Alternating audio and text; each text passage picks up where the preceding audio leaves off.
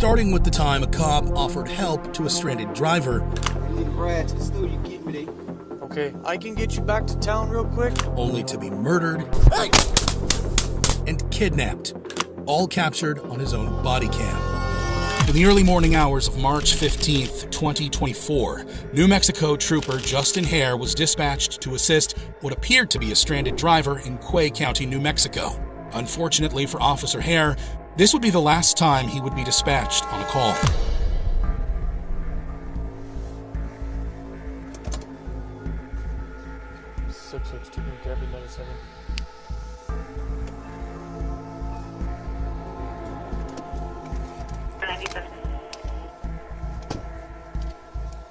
Hey, bud. What do you need? Just a tire. I need a ride to the store. You get me there. Okay, I can get you back to town real quick, but nobody's open tonight. Well, let's find out get town.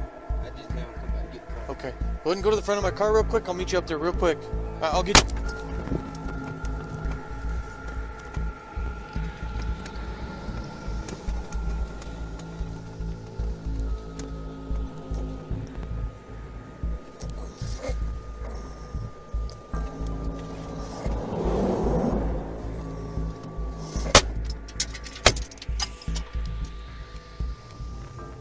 Without a warning, 33-year-old Jeremy Smith pulled out a Taurus 9mm pistol and shot Officer Hare point blank, killing him instantly. After ending the life of the police officer who was trying to help him, Smith stole the squad car with the officer still inside.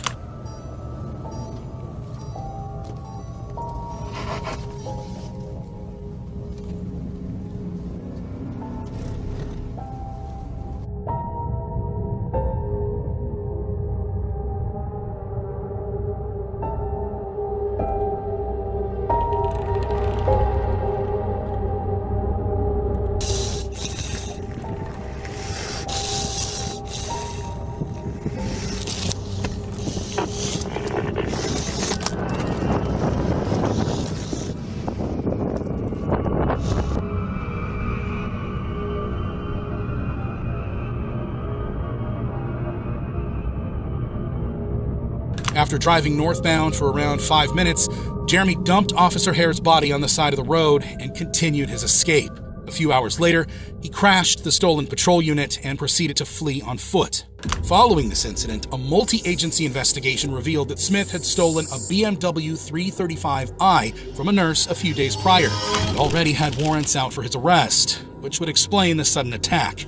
He was caught a few days later and was charged with carjacking resulting in death, kidnapping resulting in death, possession of a stolen firearm, and interstate transport of a stolen vehicle. If convicted, he faces life in prison or the death penalty, as federal law does not allow parole. Sadly, Officer Hare succumbed to his injuries, leaving behind a pregnant wife and 2 children. On February 8th, 2024, in Maryville, Tennessee, Deputy Shelby Eggers performed a traffic stop on an SUV. The car was stopped for erratic driving, but when Eggers approached the vehicle, she'd find suspect Kenneth DeHart, whose unwillingness to comply would soon turn deadly. If you're enjoying this story, kindly do us a favor and subscribe to our channel. It is free and won't cost anything, but it means the world to us. We're just a small channel trying to grow. Thank you, and back to the video. All right, my friend. Now that we're out of the way there. That's all right. My name's Shelby. I work for the Lincoln County Sheriff's Office. I stopped you not because you were all over the road. Oh, I'm sorry, I didn't notice. Okay. I just put my hair up. Putting your hair up? Yeah. Okay. Have you had anything to drink or anything? Oh, hell no. Okay. No. I'm really just leaving. No, I'm just leaving suburban. Okay. Kenneth claimed that he hadn't been drinking or doing drugs and told the deputy that the reason he drifted into the other lane was because he was fixing his hair. But when the officer approaches the vehicle, she notices a strong marijuana scent coming from the car, so she asks the suspect to step out of his vehicle. But unfortunately, things would quickly turn south. I'm going to tell you this. I am going to have you step out, hang out with me. Step out for what? So, I smell weed in the car. Have you ever smoked weed in this car? I don't smoke or nothing. Okay, you don't smoke or nothing? No. Has anybody ever smoked in the car? Nobody. This is Okay. my grandma's car. Okay, That's I got you. focus now. Okay, well, I smell it. So what I'm going to do is I'm going to have you step out and hang out with me. Okay, my partner's going to get here. We'll search as long as everything's good. I'll get you home. There ain't no weed in here. Nobody Okay. smokes weed.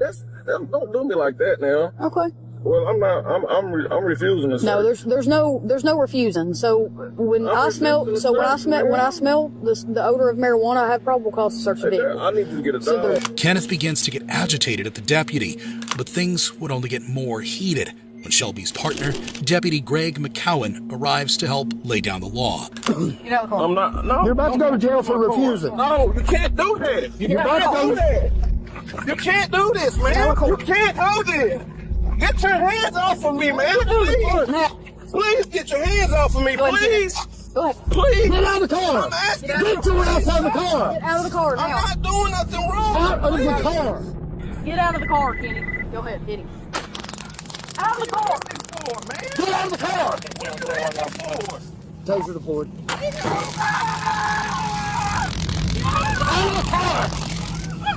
Get out of the car, dog. I didn't do nothing. I didn't do nothing. Get that seatbelt on him. Go Please get the don't do this to me, You're about to get it again. Please. Please. You're about to get it again. Stop. Let me talk to my man. Oh my God. Get him out. I just got things. After refusing to step out of his vehicle, the deputies deployed a stun gun, which seemed to have little to no effect on the suspect. And moments later, Kenneth would respond to the officers by drawing a gun of his own, threatening their lives.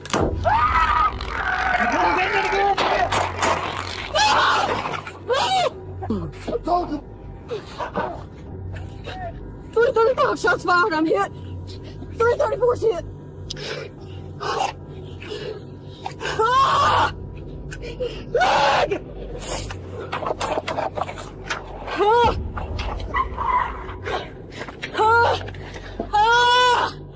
Deputy Shelby Eggers was shot in the leg and fortunately survived. However, Deputy Greg McCowan was killed at the scene. After the incident, the city mayor put out a $10,000 bounty for any information regarding the suspect. And after a 5-day manhunt, Kenneth DeHart was finally arrested 20 miles from where the crime was committed. He was convicted of first-degree murder, attempted first-degree murder, felon in possession of a firearm, aggravated assault on a first responder, evading arrest, resisting arrest, and failure to maintain a lane. This suspect's response to an officer's instructions was to draw a gun and pull the trigger. But what about an officer? What would they do if they were suddenly ambushed unprovoked? On July 14th, 2023, Fargo police officers Andrew Dodas and Tyler Hawes were investigating a traffic incident. Several witnesses needed to be interviewed, so they called in fellow officers Zach Robinson and Jake Wallen to assist. A seemingly typical shift, but unbeknownst to them, in a car across from the crash site, a truly sinister plan was brewing. We'll interview the drivers just because it's easier for the report and stuff. If you just want to do passengers, just pull them out and get statements from them and their info and stuff. Perfect.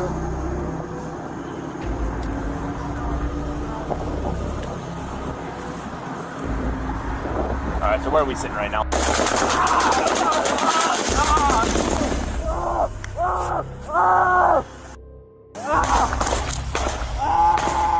As the officers were headed to conduct their first interviews, 37-year-old Mohammed Barakat opened fire, dropping 3 of them instantly. Officer Zach Robinson managed to take cover before unholstering his firearm and firing back at Mohammed, striking him multiple times. Central, we got shots fired. Central, we got shots fired. Central, we got a man with an AK-47. He's shooting at us. We're at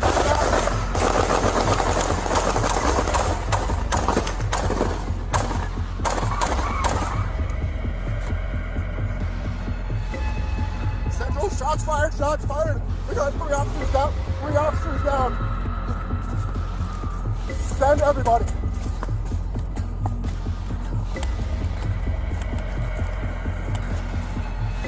Stop moving! Stop moving! Put your hands up! Hands up! Hands up! Hands up! Hands up! Hands up!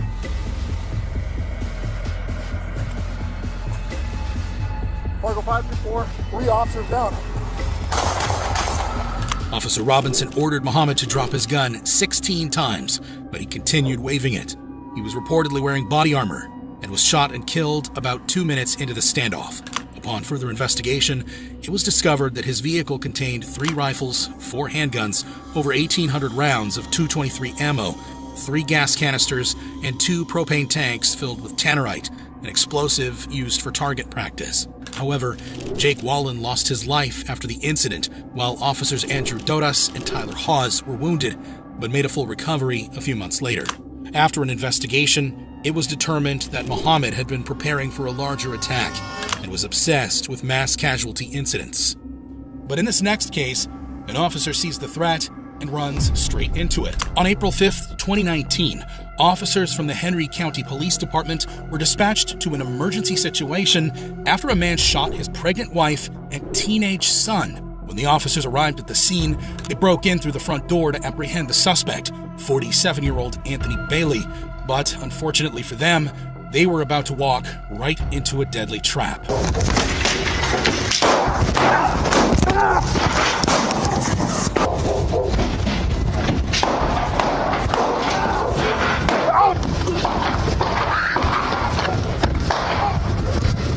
Shots fired, shots fired.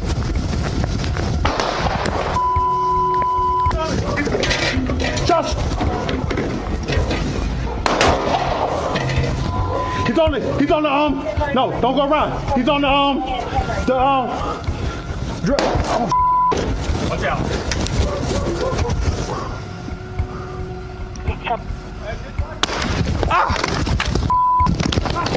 Shots fired, you right here, shots fired. I'm clear, shots fired. Don't come here. Don't come here. Don't come here. You're not coming here. I got a lot of shots. I got a lot of shots. 30 shots. I got a hostage. I got a hostage.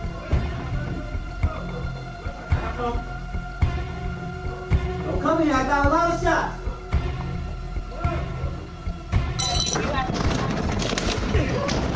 After shooting 2 of the police officers, Anthony locked himself inside the house. Hey man, come on out here. I ain't coming nowhere. There were negotiation attempts made to get the gunman out of the house, but after a 15-hour-long standoff, he refused to surrender and turned the gun on himself. One of the officers sustained a gunshot wound to the hand, while the other was shot in the hip. Both were hospitalized and recovered. Unfortunately, shootouts like these aren't that uncommon if you're a law enforcement officer.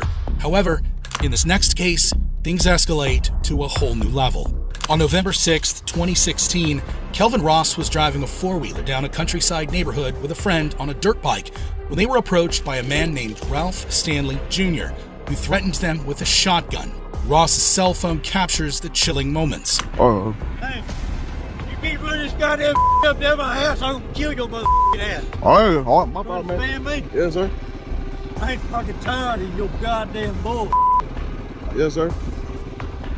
Following the encounter, the guys quickly called the sheriff's department and told them about the incident and showed them the video.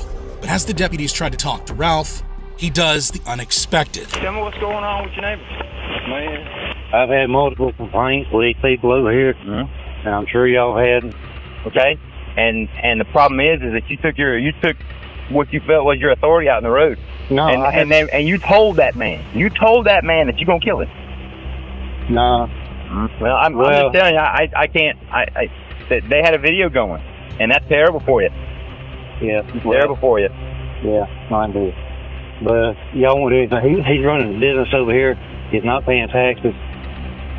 Y'all won't do anything about it. I've already been to the marshal about it. Jimmy won't do anything about it. For the last 10, 11 months, man, it ain't been nothing but pure hell in this fucking neighborhood because of them. Notice how Ralph has kept his hand inside his pocket while talking to the deputy. A small but crucial detail that went unnoticed. Unfortunately, it would prove fatal, because as soon as the deputy tells him that he's under arrest, Ralph takes things to the extreme. Well, just so you know, you're under arrest. Okay? Yes. As the deputy attempted to handcuff him, Ralph pulled a concealed Glock 43 pistol from his waistband and opened fire. He shot the deputy at close range, fatally wounding him, and then turned the gun on the other deputy, shooting him multiple times. The second deputy managed to fire a single shot in return, but it missed. After shooting the deputies, Ralph did not call for help or offer aid. Instead, he went into his house, changed into tactical gear, and armed himself with an AR-15 rifle and a 12-gauge shotgun loaded with buckshot.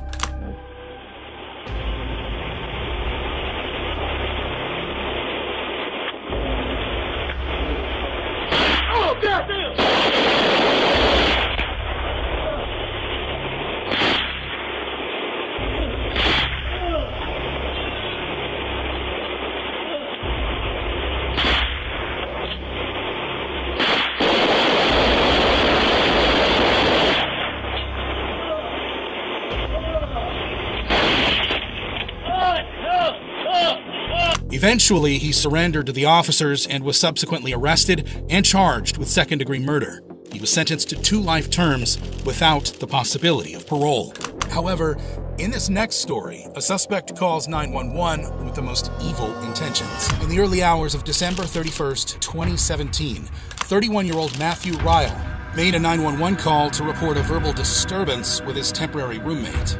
But what seemed like a routine call would soon turn into a deadly standoff. What's going on there? This guy, he like totally freaked out on me. He kept coming at me. I appeared for my health and my safety. Like, he was at me. And what was your name? Matthew.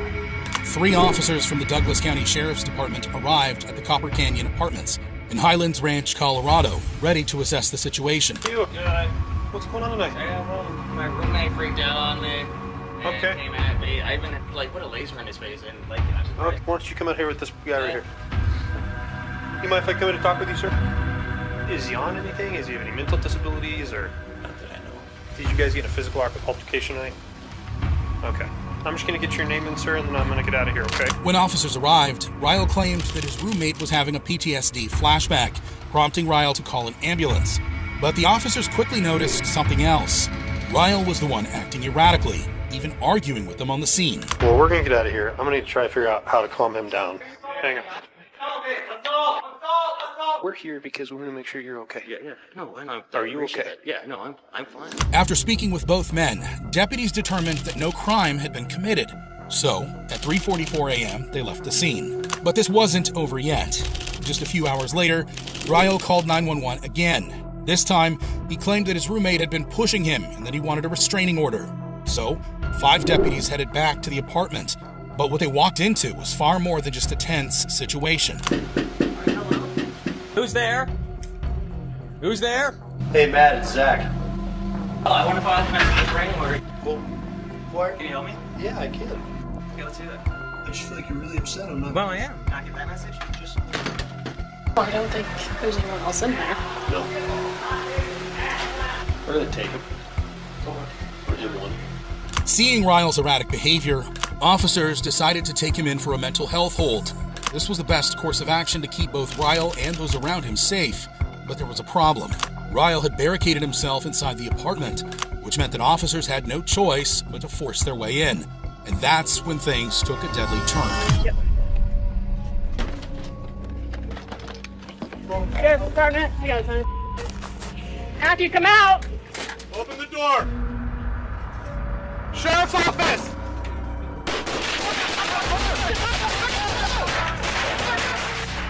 Cover me! Shots fired! Cover me! Stay with me, Billy. You're all right. You're okay. Without warning, Ryle opened fire with a rifle. Every officer on the scene was hit, but one of them, Deputy Zachary Parrish, took the brunt of the ambush, being shot multiple times. With officers down, SWAT was immediately called in.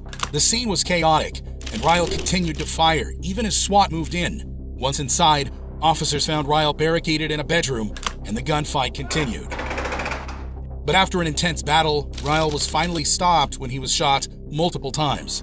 Inside his apartment, officers found an arsenal, 15 guns, including rifles, a shotgun, and a semi-automatic pistol. They also discovered nearly 400 spent shell casings and 180 bullet holes in the walls, some reaching neighboring apartments.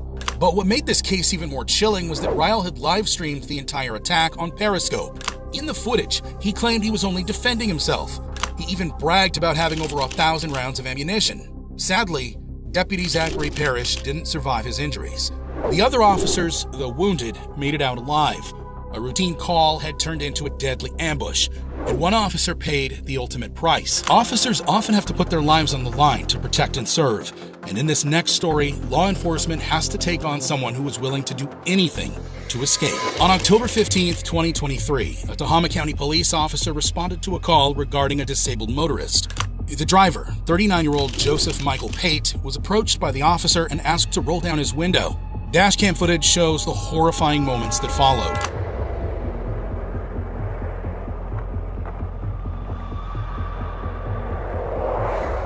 Hey, can you roll down your window?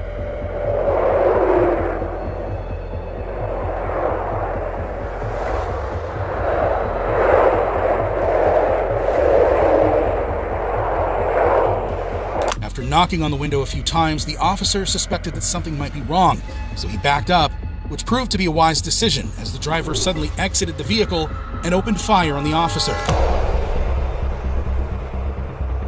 Hey, stay in your vehicle. Hey, hey!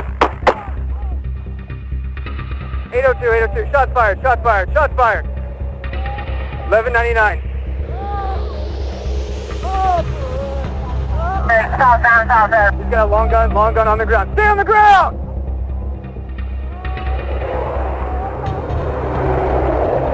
Reach to your hip. Do not reach for it.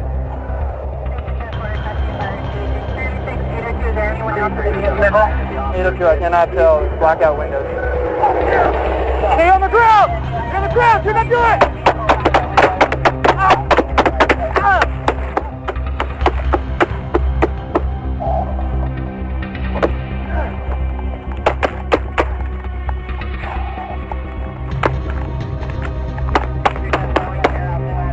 After a few minutes of pretending to be down, the man got up again and shot the officer, hitting him multiple times. The man then proceeded to steal the cop car and tried to escape, only for him to meet a bitter end. 802, I'm hitting the leg. He's taking off with the patrol vehicle.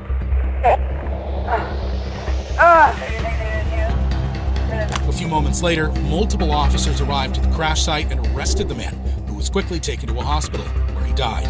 Fortunately, the officer's injuries weren't lethal, and he fully recovered and returned to duty within a month. The officer read the mind of the suspect before he got out of the car, which goes to show that sometimes to survive, the only thing you can rely on is pure instinct, like in this next case. On January 1st, 2016, a police officer responded to a call regarding a man, 29-year-old Malcolm Orr, trying to snatch groceries from customers. After arriving at the scene and identifying the man based on the description, he exited the vehicle and told him to stop. Malcolm, on the other hand, had different plans. Come here for a second. Come here. If you don't, you better stop, or I would. Come here. Come here. Stop. Stop. Stop. Take your hands out your pocket. Take your hands out your pocket. If you don't stop, so I'm gonna tase you. I'm not playing with you. Take your hands out your pocket. Take your hands out your pocket. Take your hands out your pocket. Shots fired!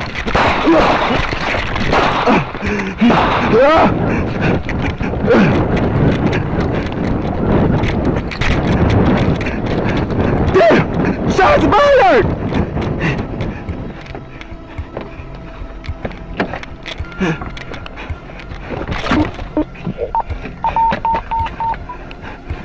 Dispatch, I'm in! There's Echo Star, I'm in!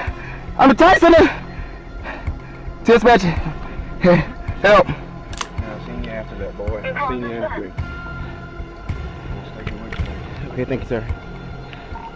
Dispatch, please tell my family I love them. Malcolm opened fire on the officer, striking him at least 8 times. The officer ran for his life and called for backup, who arrived soon and apprehended the suspect. Luckily, the officer survived, and Malcolm was given the maximum sentence of 30 years to life without the possibility of parole. But in this next story, an officer comes face to face with a freight train. On January 13th, 2020, a Georgia police officer was looking for a runaway suspect. However, he was so focused on catching the perpetrator that he didn't realize how close he was to the tracks. 826 911.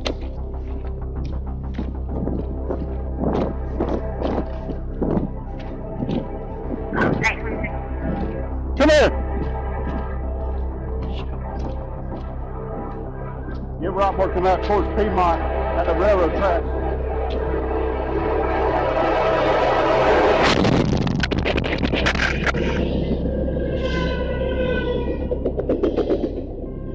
The officer sustained multiple serious injuries following this incident, including broken ribs, a concussion, and multiple fractures. Fortunately, he survived the impact and made a full recovery.